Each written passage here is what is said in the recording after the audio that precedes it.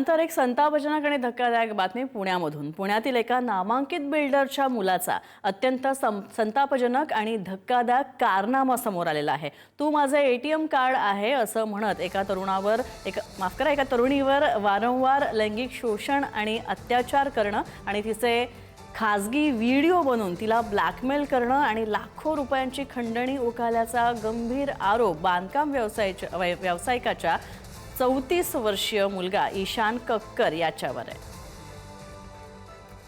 आणि दिल्लीमध्ये महाराष्ट्रातील एका अल्पवयीन मुलीवरती अत्याचार झाल्याचा गुन्हा दाखल झालेला आहे।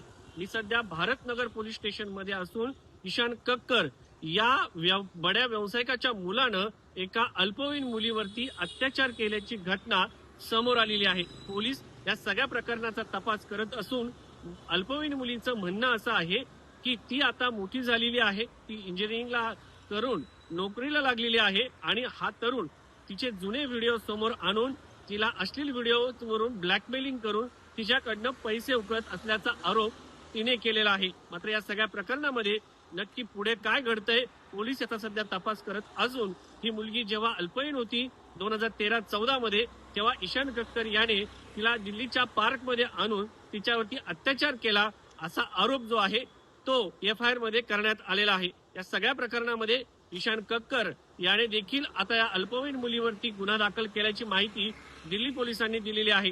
त्यामुळे या प्रकरणामध्ये आता पुढे काय होतं हे पाहणं महत्वाचं आहे। ईशान कक्कर हा पुण्यातील एका बड्या व्यावसायिकाचा मुलगा असून त्याने या मुलीच्या वरती अत्याचार केल्याचा आरोप त्या सदर अल्पवयीन मुलीने केलेला